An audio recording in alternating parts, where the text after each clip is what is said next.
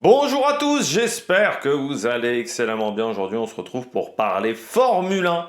On va revenir sur l'info qui est tombée en fin de semaine dernière, plutôt même à la moitié de la semaine. C'était le transfert de Lewis Hamilton chez Ferrari. Je vais donner mon avis. On va voir également un petit peu les raisons de son départ de l'équipe anglaise. N'hésitez pas à vous abonner à la chaîne, à réagir dans les commentaires, à mettre un pouce bleu, à partager la vidéo sur les réseaux sociaux, notamment auprès de vos proches. Dans les commentaires, n'hésitez pas à me dire si ça vous plaît, si ça vous intéresse pas. Le coup du transfert d'Hamilton, si vous êtes d'accord, pas d'accord avec moi, EPS 2.0 sur la plateforme de podcast, TikTok et G-Short, juste après l'arrivée des grandes compétitions. Et puis, si vous avez les moyens et que vous voulez soutenir mon travail, vous pouvez faire un super thanks. Puis vous pouvez également rajouter la petite cloche, comme ça vous êtes au courant des dernières vidéos qui sortent sur la chaîne. Oui, je disais écurie anglaise, parce que Mercedes, certes, le constructeur est allemand, mais l'écurie est basée en Grande-Bretagne, hein, comme la plupart des écuries de Formule 1, déjà qu'il y a l'Italie, la Grande-Bretagne, comme emplacement pour les équipes de Formule 1. Alors on va revenir sur le palmarès, on va dire un petit peu de Lewis Hamilton chez Mercedes, parce que c'est quand même un beau palmarès, et 6 titres de champion du monde quand même chez Mercedes pour Hamilton, qui est arrivé chez Mercedes en 2013, mais qui était déjà dans le chiron moteur Mercedes auparavant, parce qu'il était chez McLaren. Sauf que certains ont dit une bêtise un peu. Le contrat qu'il avait de jeune pilote n'était pas avec Mercedes, hein, il était avec McLaren. C'était pas Norbert Haug qui avait donné un contrat à Lewis Hamilton, c'est Ron Dennis. Donc c'était l'entité McLaren. Parce que certains ont confondu en disant il est chez Mercedes depuis le départ. Non, parce que déjà Mercedes n'existait pas avant 2010 et qu'en 2010 il n'est pas arrivé chez Mercedes. Il a rejoint Mercedes qu'en 2013. Avant, il était chez McLaren, c'était un protégé de Ron Dennis, et il est parti de McLaren quand Ron Dennis a commencé à s'effacer au fur et à mesure. Quand c'était de plus en plus une équipe qui n'était plus gérée par Ron Dennis, puisque pendant très longtemps, McLaren a été géré par Ron Dennis, notamment à l'époque Alain Prost, à l'époque Prost Senna, à l'époque ensuite Mika Häkkinen, c'était Ron Dennis, le grand patron. Et c'est même pour ça que du côté de Mercedes, on a créé sa propre équipe, parce qu'en fait, Ron Dennis ne laissait pas la place à Mercedes. Son objectif, c'était lui le patron, et puis Mercedes, c'était le motoriste. Il y avait une place qui était bien déterminée, et Mercedes s'est dit, on veut gagner en tant qu'entité simple, et donc ils ont décidé de fonder leur équipe en 2010 sous les bases de Braun Grand Prix. Donc il faut bien comprendre que la structure McLaren et la structure Mercedes sont totalement différentes, parce que certains ont fait des petites approximations là-dessus. C'était bien de le repréciser, que Lewis Hamilton avait eu un contrat avec McLaren. Et c'était McLaren qui avait financé ses premiers volants dans les jeunes catégories, avant que Mercedes et McLaren décident de mettre un peu d'argent. Mais c'était quand même McLaren qui mettait la majorité de l'argent quand il était chez ASM. C'est juste que ASM avait un moteur Mercedes et qu'il ne pouvait pas aller en F3 dans les équipes qui avaient un moteur Opel, puisqu'à l'époque il y avait aussi Opel, mais le moteur Opel était moins bon. Et puis en GP2, de toute manière, c'était pas une question de moteur, donc c'était. Voilà. Là, il n'y avait plus de ce problème de ce côté-là, vu que c'était des voitures à moteur unique. Les raisons du départ d'Hamilton de chez Mercedes. Alors moi, je crois déjà la première raison qui fait que Hamilton veut partir, c'est qu'il s'aperçoit de plus en plus que c'est plus son équipe. Hamilton, quand il est arrivé chez Mercedes, Mercedes est devenu son équipe tout de suite. Parce qu'il a apporté les résultats que n'arrivait pas à apporter Rosberg, que n'arrivait pas à apporter également Michael Schumacher, qui était là sur les années précédentes. Entre 2010 et 2012, les résultats sont quand même assez modestes pour Mercedes. Et Hamilton, dès qu'il arrive, il fait des pole positions. Alors, il gagne pas beaucoup de grands prix, parce que le problème de la Mercedes à l'époque, c'est qu'elle détruisait ses pneus arrière. C'est un véritable souci chez Mercedes qu'ils n'ont résolu que très tardivement, parce que même au départ de l'époque V6 hybride, ils avaient toujours des problèmes avec les pneus arrière. Mais dès le départ, grâce à ses performances, c'est devenu son équipe. C'est devenu le protégé de l'équipe. Même à l'époque où il y avait Rosberg, c'était un peu le protégé de l'équipe, il faut bien le dire. Sauf qu'aujourd'hui, eh bien, vous avez Russell. Et autant avec Bottas, autant avec Rosberg, il était, je pense, un peu protégé par Toto Wolff, autant avec George Russell, c'est pas pareil.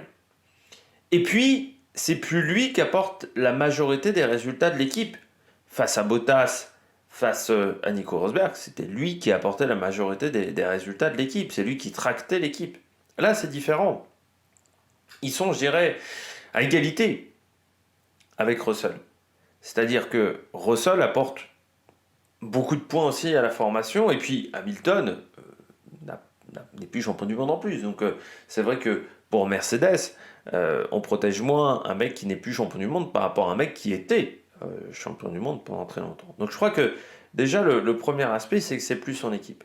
On peut aussi noter que depuis quelques temps, il y a eu pas mal de départs euh, chez, euh, chez Mercedes. C'est-à-dire pas mal d'ingénieurs sont partis, pas mal d'ingénieurs qui étaient proches de Lewis Hamilton. En parlant d'ingénierie, les errances sur la voiture. Les errances sur la voiture depuis 2 ans. C'est sûr que ça n'a pas aidé à garder Lewis Hamilton. Parce que ça fait depuis 2 ans où on ne sait pas trop où Mercedes va. En 2022, la voiture n'est pas bonne, on décide de faire ce fameux concept ponton étroit, parce qu'il y a le changement de réglementation, donc on décide de tenter ça.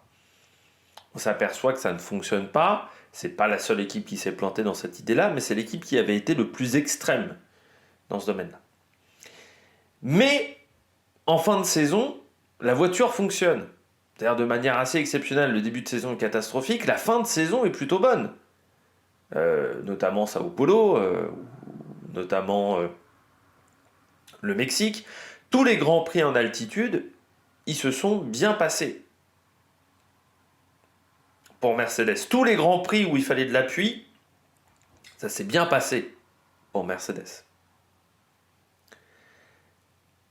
Et je pense que ça a été un problème. Parce que si la voiture n'avait pas du tout marché de l'année, en 2022, Mercedes se serait dit en 2023, on change tout, on passe sur des pontons beaucoup plus larges. Sauf que je pense que c'était certains ingénieurs de Mercedes qui avaient décidé de ça. Ils se sont dit, vous voyez, notre concept commence à marcher. Allez, ça a mis du temps, mais notre concept commence à marcher. Vous voyez, on arrive à être performant au Brésil, au Mexique. Sauf qu'ils ont oublié un paramètre, c'est que c'était des grands prix où vous avez peu d'appui. Vu que vous êtes en altitude, l'oxygène est moins dense, donc appuie moins sur les ailerons. Donc ça fait moins de traînée à héros. Parce qu'en fait, le principal problème du concept à ponton étroit, c'est la traînée aéro qui est très importante. La vitesse de pointe de la Mercedes est ridiculement faible en 2022 par rapport à ce qu'est capable de faire Ferrari, de ce qu'est capable de faire Red Bull. Ils sont à la traîne en vitesse de pointe, tout simplement parce qu'ils génèrent trop d'appui sur la voiture. Ils ont beaucoup de mal à enlever de l'appui. Même en débraquant les ailerons, ils avaient tenté plein de choses, ils n'arrivaient pas à enlever cette traînée aérodynamique, ils n'arrivaient pas à être rapides. Sauf que dans les circuits à faible appui, eh bien là ça marchait plus. Enfin faible appui, c'est-à-dire dans des lieux où l'appui n'arrive pas à être généré par l'oxygène, ça marchait bien. Dans les circuits, il fallait beaucoup d'appui aussi. Ça fonctionnait bien. Et je pense que ça a créé une errance parce que comme la deuxième partie de saison est bonne, pendant que les ingénieurs ont travaillé sur la F1 2023, ils se sont dit, bon en fait notre concept il est pas si mauvais que ça, donc on va rester sur la même idée des pontons étroits. Je pense qu'on a enfin réussi à faire fonctionner ce concept-là.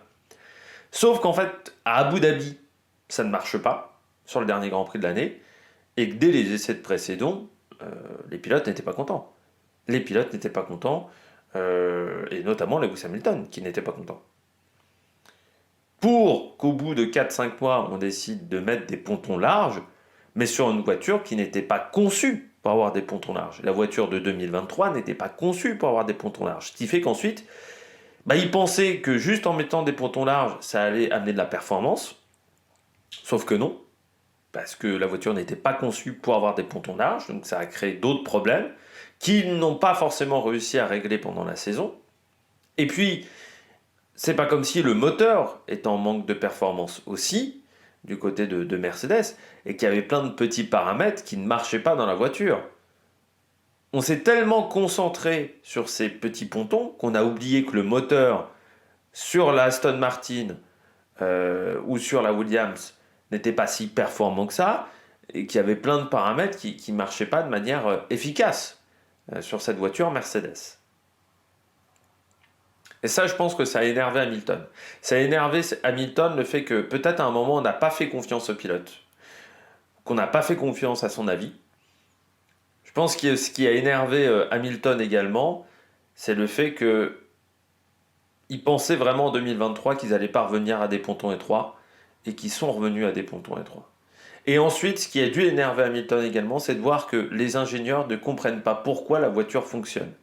C'est le vrai problème aujourd'hui chez Mercedes sur l'année 2023, c'est que des fois la voiture marchait, on avait l'impression que les ingénieurs ne savaient pas pourquoi ça marchait. Et dès le Grand Prix d'après, ça ne marchait plus. Il y avait un manque de compréhension de la voiture. Et je pense que Hamilton s'est dit, ça sent peut-être pas bon pour l'avenir. Autre aspect aussi peut-être des errances sur la voiture du côté de Mercedes, c'est que Mercedes était une équipe qui avait énormément de dépenses. C'était un énorme budget Mercedes, et surtout ils avaient énormément de ressources humaines. Mercedes était une équipe qui avait peut-être 50, 60 personnes de plus que chez Red Bull. Sauf qu'avec le budget de cap, ça ce n'est plus possible. Et ce qui faisait la force de Mercedes, cette force des ressources humaines, cette force notamment au niveau des stratégies en course, qui était exceptionnelle. Mercedes avait toujours un temps d'avance sur les autres équipes. Mercedes ne l'a plus, à cause du budget de cap. Il a fallu tailler dans les dépenses du côté de Mercedes. Et ce qui fait qu'Hamilton se dit, la force de l'équipe n'existe plus.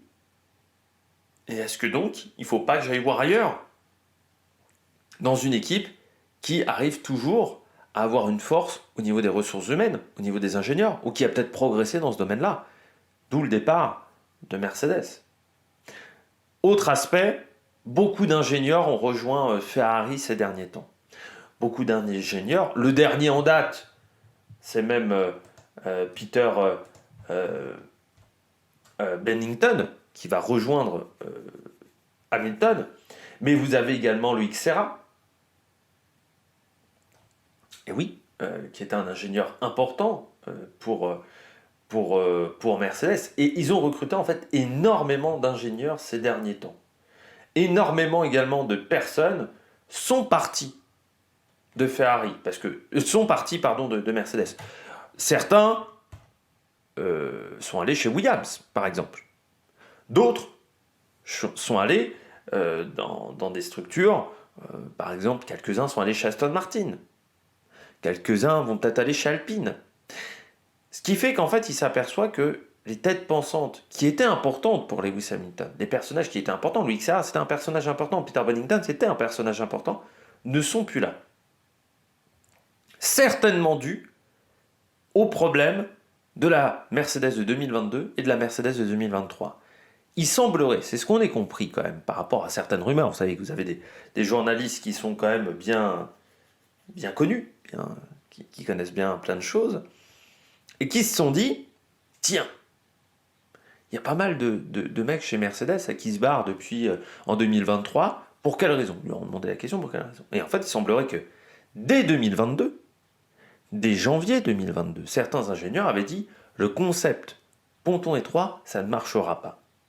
Il faut revenir en arrière, on n'arrivera pas à s'en sortir avec ce concept-là. Dans les tests de soufflerie, ça ne marche pas, on a la traînée aéro. Et il semblerait qu'il y a eu en fait une guerre entre le groupe des ingénieurs qui voulaient des pontons étroits et le groupe des ingénieurs qui voulaient plutôt des pontons classiques à la Red Bull. Cette guerre a été réglée, on va dire, par Toto Wolff, qui a tranché. Il a dit ça sera ponton étroit. Sauf que les ingénieurs qui n'étaient pas d'accord avec cette idée, ils se sont dit on ne prend plus en compte notre avis. Et ça les a mis un petit peu en colère. Rebelote sur la voiture de l'année d'après, là ils se disent on se fout de notre gueule, on part, on n'est plus écouté. Un ingénieur qui n'est plus écouté ne sert à rien dans une équipe de Formule 1. Donc on se casse. Et puis bon, on est chez Mercedes, on va trouver preneur. C'est-à-dire qu'on va avoir un contrat ailleurs, tout simplement, parce qu'on sait qu'on a peut-être fait les meilleurs Formule 1 des années 2010. Donc on a le talent pour faire des bonnes voitures, on sait faire des bonnes voitures. Donc on va aller ailleurs. Ferrari les a recrutés parce que Ferrari, avec Fred Vasseur a fait un diagnostic de l'équipe, il s'est aperçu que ça manquait un peu de tête pensante.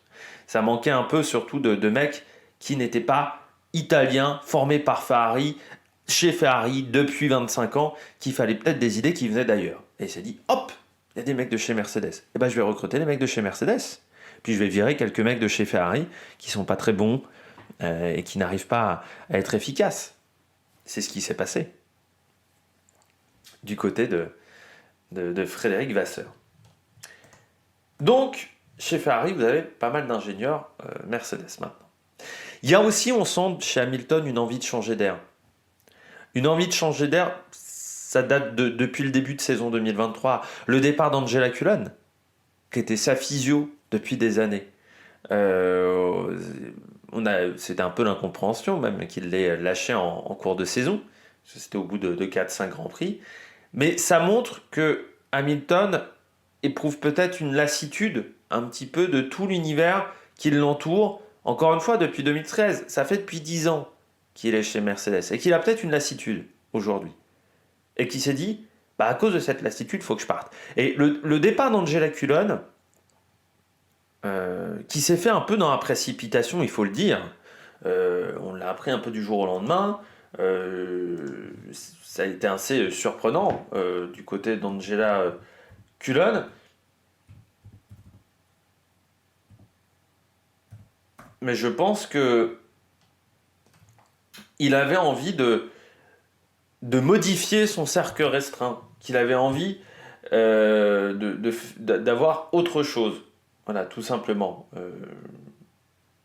Et le départ d'Angela Cullen, qui veillait sur lui depuis plus de 7 ans, donc quasi sur une grande partie de la période de Mercedes, il a eu envie de tourner la page.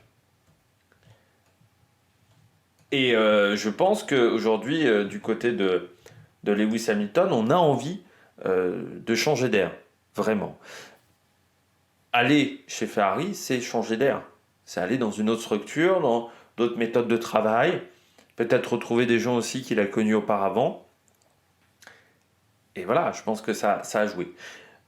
On parlait de Mercedes et de la voiture, on a oublié de parler également d'un facteur important, le moteur Mercedes. Le moteur Mercedes n'est plus le moteur le plus efficace de Formule 1. On rappelle, Mercedes, il y a eu l'ère des V6 hybrides. Bon, voilà. V6 hybride qui arrive en 2014, Mercedes fait le meilleur moteur.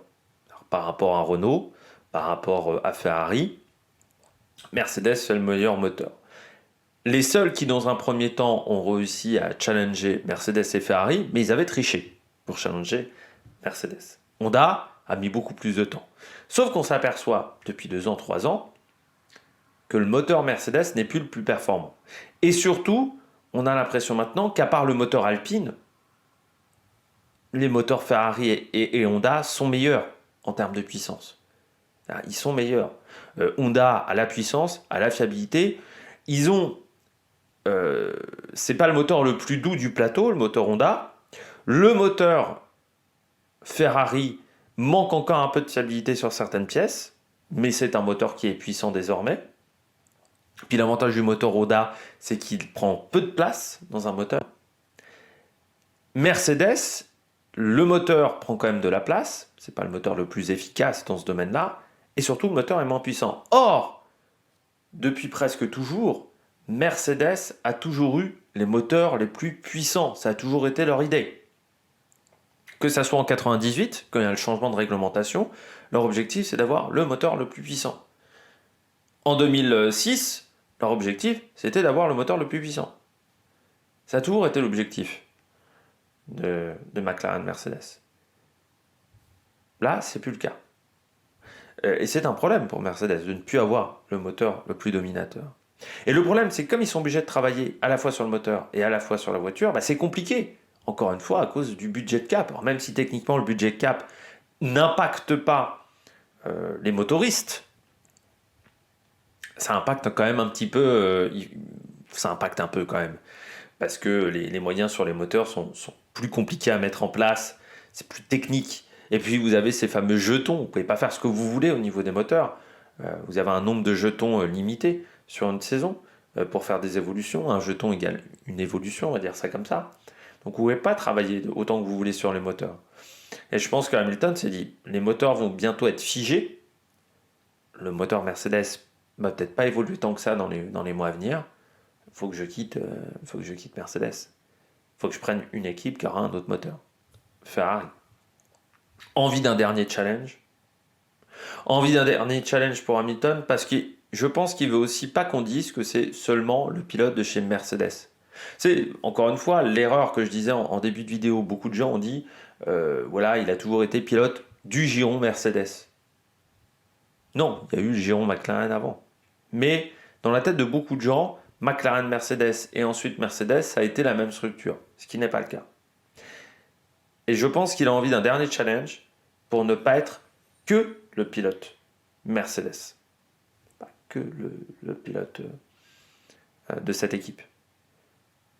Ce qu'on aurait pu reprocher, ce qu'on a reproché à Vettel, par exemple, de n'avoir gagné qu'avec Red Bull. Ce qu'on a reproché au tout début à Alonso aussi, il gagnait qu'avec Renault.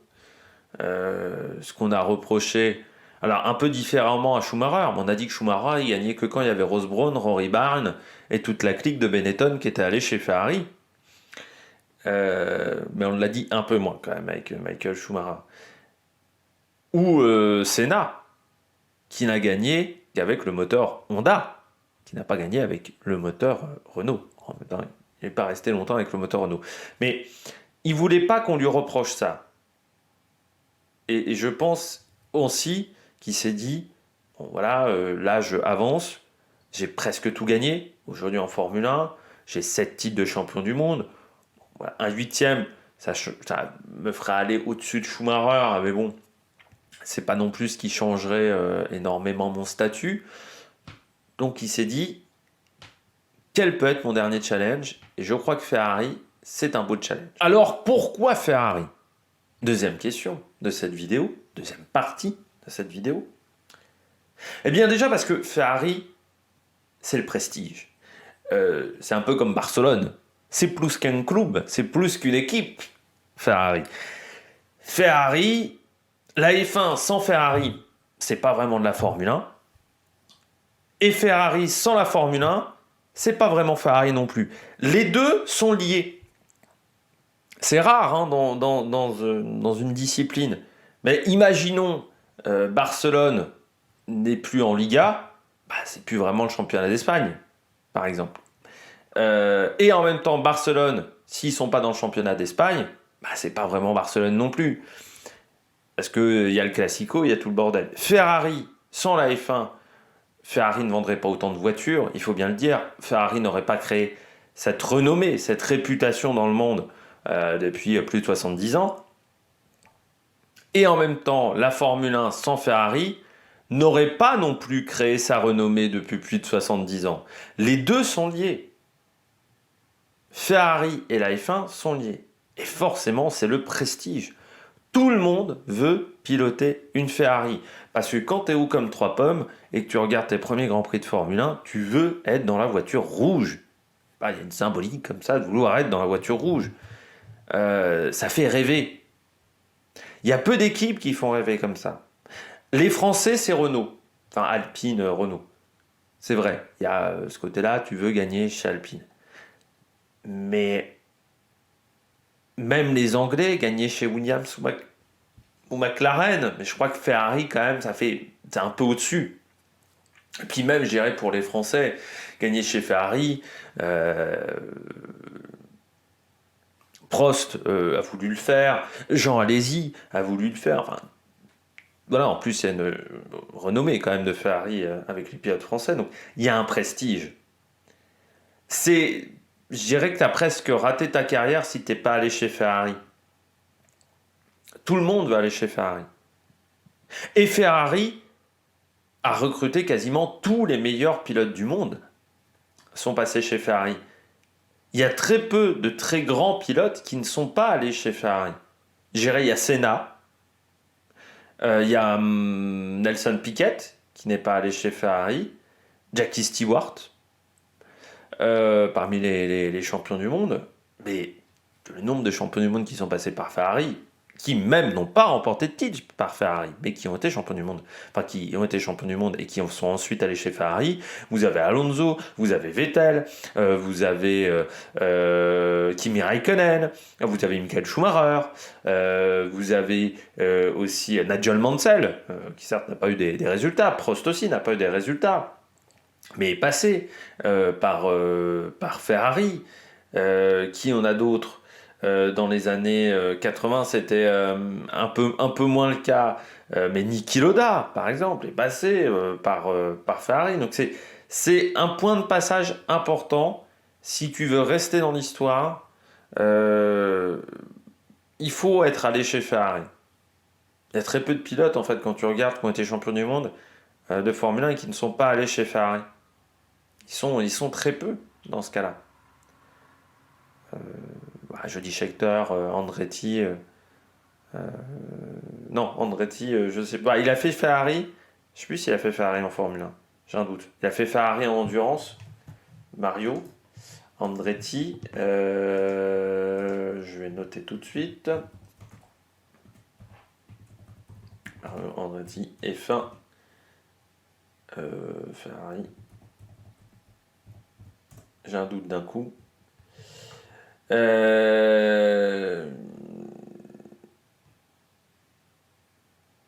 Si, il a fait Ferrari en 71. J'avais un doute sur Andretti. Donc même Andretti est passé.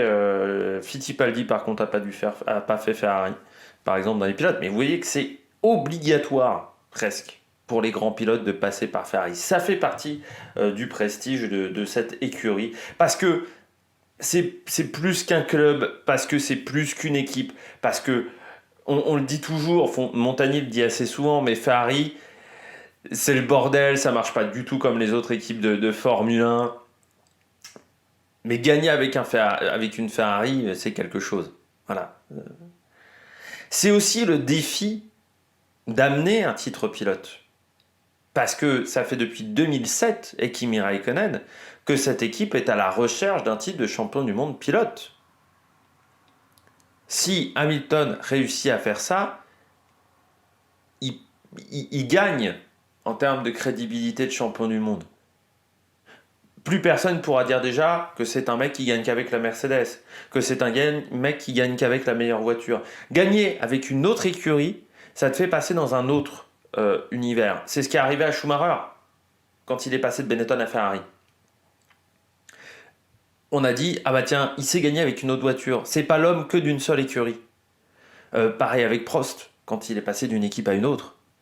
Son titre chez Williams fait de Prost un mec qui n'est pas seulement le pilote qui gagnait avec McLaren, avec Rohan Dennis. Niki Lauda pareil. Quand il a gagné avec McLaren, on a dit, bah c'est pas seulement le mec qui gagne avec Ferrari et qui est champion du monde avec Ferrari. On sait très bien que les pilotes qui arrivent à être champions sur différentes voitures ont une réputation qui est largement supérieure. Je pense en rallye à Walter Röhrl, qui a gagné avec plusieurs marques, équipes différentes. Donc ça, c'est même ce qui fait la différence, je pense, entre Ogier et... ce qui a fait la différence pendant longtemps entre Ogier et Loeb. Ogier avait remporté des rallyes avec plusieurs voitures différentes. Il a été champion du monde avec Volkswagen, avec Toyota, avec Ford. Alors que Loeb, il a été champion du monde qu'avec Citroën, et pendant très longtemps, il n'avait gagné que des rallyes avec Citroën, avant qu'il gagne un rallye avec Ford, avant qu'il gagne un rallye avec Hyundai. Mais pendant très longtemps, il n'avait gagné des rallyes qu'avec Citroën, Sébastien Loeb. C'est ce qui a peut-être un peu nui légèrement à sa réputation. Pourquoi il a choisi Ferrari aussi ? Comme on le disait auparavant, les ingénieurs Mercedes. Le recrutement des ingénieurs Mercedes, depuis quelques mois, fait qu'en fait, il ne va pas se retrouver dans un univers Ferrari, mais il va se retrouver dans un univers Merrari. mi-Mercedes, mi-Ferrari. Il y aura quand même pas mal d'ingénieurs Mercedes dans l'univers de travail de Lewis Hamilton, donc il ne va pas être dépaysé. Ce qui aurait pu être le cas s'il avait choisi, je ne sais pas, Red Bull, s'il avait choisi une structure comme Aston Martin, il serait peut-être retrouvé avec des mecs qu'il ne connaissait pas. Là, il va se retrouver à avoir une partie de l'équipe qu'il connaît. Donc c'est plus facile pour le travail, c'est plus facile pour être performant rapidement. Donc c'est peut-être pour ça qu'il a choisi Ferrari aussi. Et puis il a choisi Ferrari parce que Fred Vasseur. Parce que Fred Vasseur, c'est un homme important dans la carrière de Lewis Hamilton. Parce que Fred Vasseur, c'est le mec qui lui a permis d'être champion de F3 avec ASM et qui lui a permis d'être champion de GP2 avec ART. C'était Fred Vasseur qui était à la tête de cette équipe à ce moment-là. Et ils ont toujours eu des bonnes relations, même quand Fred Vasseur était chez Sauber. Voilà, ils ont toujours eu des bonnes relations. Et comme aujourd'hui, pourquoi Charles Leclerc reste? Parce qu'il y a Fred Vasseur. Il reste chez Ferrari parce que c'est Fred Vasseur. On connaît les qualités de Fred Vasseur. Mais les qualités humaines de Fred Vasseur, pas que les qualités pour construire des équipes, les qualités humaines de Fred Vasseur. Je pense que c'est aussi l'une des raisons qui a fait que Lewis Hamilton a choisi Ferrari. Alors l'intérêt pour Ferrari, dernière question de cette vidéo, l'intérêt pour Ferrari. Alors il y a déjà un élément, c'est que ça renforce la position de Frédéric Vasseur dans l'équipe. C'est-à-dire que s'il y a encore des mecs qui voulaient tenter de menacer la place de Frédéric Vasseur, qui voulaient tenter de mettre leur veto à certaines idées de Frédéric Vasseur, à partir du moment où tu amènes l'un des meilleurs pilotes au monde, c'est quand même compliqué de critiquer Fred Vasseur. Comme Jean Todt quand il a amené Schumacher. Comment vouliez-vous critiquer Jean Todt et Luca Di Monzemolo quand ils vous amènent sur un plateau le meilleur pilote au monde? Parce qu'il faut savoir que pour Michael Schumacher, Di Monzemolo avait négocié directement. C'était le boss de Ferrari, de la Scuderia, qui avait négocié directement avec Jean Todt. Donc vous ne pouvez plus le virer, au moins dans les 2 prochaines années. Fred Vasseur, il a une garantie de contrat pendant 2 ans, je pense. On ne va pas le virer tout de suite, Frédéric Vasseur. Et comme Jean Todt, on ne l'aurait pas viré tout de suite, avec Michael Schumacher. Et puis, Hamilton, c'est quand même un bon pilote. Alors, contrairement à ce que certaines personnes qui connaissent que la Formule 1 depuis 2021 ou depuis Drive to Survive racontent, tu ne deviens pas champion du monde en étant juste dans la meilleure voiture. Parce que sinon, vous mettez n'importe quel clopin, les mecs de Villebrequin, ils seront champions du monde de Formule 1. Eh bien non. Pour être champion de Formule 1, certes, avoir une bonne voiture, c'est important. Mais il faut réussir à la mettre au point, cette voiture. Et oui, vous pouvez avoir la meilleure voiture du monde, si vous n'avez pas faire des réglages, ça ne sert à rien. Ce qui fait la différence entre les bons pilotes et les super bons pilotes, c'est déjà cette capacité de mise au point. Tous les champions du monde avaient la capacité de mettre au point des voitures. Voilà. Et c'est pour ça qu'ensuite ils se retrouvent à avoir la meilleure voiture. Mais parce qu'ils ont déjà une voiture qui leur correspond le mieux. Et ils savent où aller. Ils savent quoi faire pour améliorer la voiture. Ensuite, Hamilton, il a quand même montré les pole positions. Il a quand même montré en course également ce qu'il savait faire. Notamment, moi je rappelle son week-end au Brésil en 2020, 2021, c'est 2021, le week-end au Brésil, qui est juste sensationnel. Alors qu'il n'a pas la meilleure voiture à ce moment-là. C'est un champion du monde. Il est 7 fois champion du monde. Il n'est pas juste 7 fois champion du monde parce qu'il a la meilleure voiture. Et sinon, ça voudrait dire que Nico Rosberg, il aurait pu remporter aussi autant de titres. Ça voudrait dire que Bottas, il aurait pu remporter autant de titres. Ça voudrait dire également que Jenson Button aurait peut-être pu le battre beaucoup plus quand il était chez McLaren Mercedes, que Kovalainen aurait pu être champion du monde également en 2008. Ça voudrait dire que Alonso serait un pécor parce qu'il n'a pas réussi à le battre en 2007 chez McLaren Mercedes. Je crois qu'il a quand même montré Hamilton depuis 15 ans que c'était un excellent pilote. Alors oui, il fait des erreurs. Mais Vettel fait des erreurs. Alonso fait des erreurs. Ils font tous des erreurs. Ce sont des êtres humains, ce pas des robots. Mais Hamilton, c'est un bon pilote. Et puis, Pour Ferrari, il y avait un intérêt aussi à sécuriser peut-être le deuxième baquet, parce que Sainz, on ne sait pas où il va aller. On sait que Sainz Junior a des relations avec Audi, grâce à son papa, qui en plus a permis à Audi de gagner le Dakar avec un moteur hybride, ce qui est une première pour Audi, ce qui va peut-être permettre à Audi de vendre des voitures, de vendre des 4x4, même si ça vaut un bras les 4x4 Audi, de vendre des e-trons. Mais on sait très bien que Sainz est très proche aujourd'hui de tout ce qui est Sauber, enfin Audi Sauber. Et je pense que du côté de chez Ferrari, si Sainz les avait plantés à la dernière minute, c'est pas simple de trouver un très bon pilote. Ils auraient peut-être pas pu prendre un pilote du niveau d'Hamilton. Donc il fallait qu'il se décide maintenant. Et donc, bah oui, c'est Sainz qui va sauter, mais Sainz, il va aller chez Audi, je pense. Ça sera le meneur de Audi, peut-être. Parce qu'on sait que la relation entre le groupe Volkswagen et la famille Sainz, depuis, je crois, 2005, et 2005 ou 2006, je ne sais plus laquelle année où il a fait son premier Dakar, sont quand même importantes. Je rappelle qu'au départ, Carlos Sainz a gagné son premier Dakar, c'était sur un Touareg. Et on sait qu'il y a toujours eu un relationnel important aussi, et puis il y a le relationnel avec Red Bull, qu'il ne faut pas négliger, entre la famille Sainz et Red Bull, et entre peut-être Audi, et pourquoi pas un partenariat quand même, léger, mais quand même un partenariat, pourquoi pas avec Red Bull.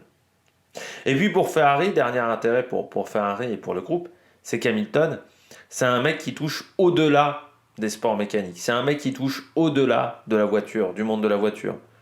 Il est connu par toutes les plus grandes stars américaines, Lewis Hamilton. Eh ben oui, mais les plus grandes stars américaines aujourd'hui, elles ont peut-être envie d'acheter des Lamborghini, elles ont peut-être envie d'acheter des Porsche. Et ces stars américaines, bah, si Hamilton devient ambassadeur de la marque, parce que quand tu es pilote, tu deviens ambassadeur, bah pour Ferrari, c'est super. Parce qu'ils vont pouvoir refourguer des Ferrari à toutes les grandes stars américaines, ou anglaises, ou britanniques. Ce qui est peut-être un marché où en ce moment ils sont menacés par d'autres marques. Donc pour Ferrari, d'un point de vue vente, c'est super important aussi, Hamilton, parce qu'on sait que c'est un super communicant. Et bien voilà, j'espère que vous avez aimé cette vidéo. Si vous avez aimé cette vidéo, n'hésitez pas à vous abonner à la chaîne, à réagir dans les commentaires, à mettre un pouce bleu. Et puis nous, on se retrouve pour de nouvelles aventures sur la Mac Production. Ciao ciao.